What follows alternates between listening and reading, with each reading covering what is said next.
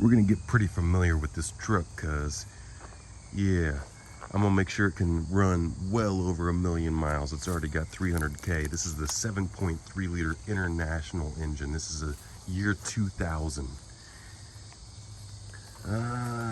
Turbo diesel 7.3 liter. I bet you it's a bigger engine than what you got. 7.3 liter turbo diesel. Look at that big old Garrett turbo.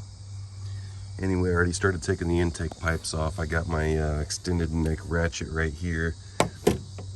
All these pipes taken off for what? Turbo's coming out. Look at how easy this turbo comes out. We've got a V-band on the exhaust right here.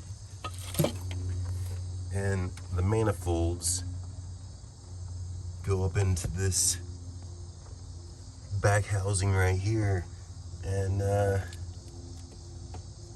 that's the hardest part back there. So let's figure this thing out.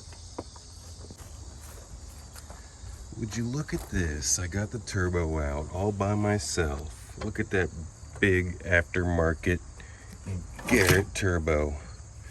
Well, I'm probably gonna need both hands to roll it out. We'll see here if I don't destroy everything. Yeah. This here, friends, is the Turbo Pedestal.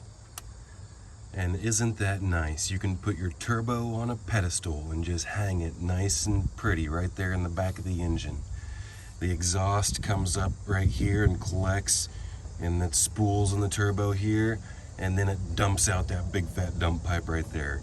And there's a V-band connection on both sides. Now, the V-band connections were stuck on there pretty tight. I was able to get that one off easily, but the one in the back there, the turbo was in the way. And I was reaching back here and doing all kinds of stuff. Finally, I just had to stick my pry bar underneath this pedestal in the cast iron lip. Where is it? Right here. I knew that nothing was gonna mar right here, and if it did, it would be right on the edge. If it's gonna mar something, it's gonna be in that soft aluminum. I'm replacing that whole pedestal anyway. Now, what happens is they have O-rings that allow the coolant and the oil passage to come through here. This is an oil-only turbo. It's pretty interesting. No coolant passages. Wow. See, learning new stuff all the time working on this diesel. So this valve right here, some people wire in this as a switch for an exhaust brake. And this is the flap right here. Different than the wastegate. The wastegate is right here. So the wastegate dumps right in front of this flap. So, and this flap feels like it's sticking a little bit, and there's some rust in here and like watery exhaust. You know, the impeller's nice and everything spins freely, but I'm definitely gonna have to clean this up because look at how much this is sticking. I'm pushing on it pretty hard. Finally, I have to kind of hammer it with my finger. Come on now. The whole palm it took. Trust me, it's really sticky. So I'm gonna clean this all up and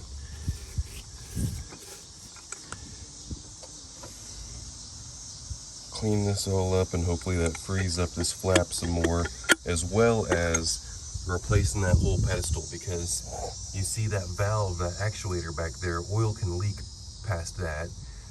And also in these seals, where it seals the oil on the top and the bottom of that pedestal. So it's got an O-ring right there on that stud. Another O-ring right here for your return. And then the O-ring, the two O-rings on the bottom there. Whenever I take it off. So we'll see that shortly. Let's get started. So here's the old turbo pedestal. I pulled that out just with 4 bolts right there. You see those yellow O-rings?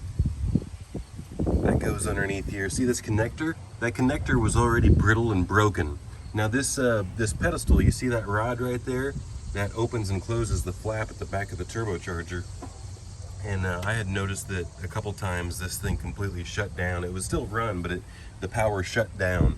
So it was not deactivating itself or activating itself at the wrong time. So some people just delete these. They go with a turbo pedestal without this flap valve that opens and closes, and then they just mechanically keep that valve open. It's not a wastegate.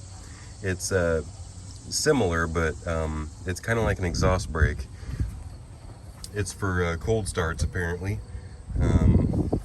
Some people wire in a connector for a type of exhaust brake.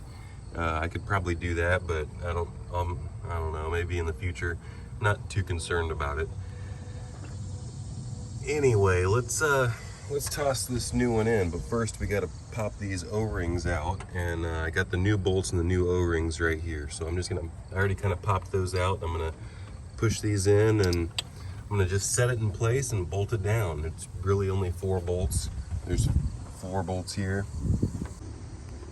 So I just bolted the turbo pedestal in with those 4 bolts.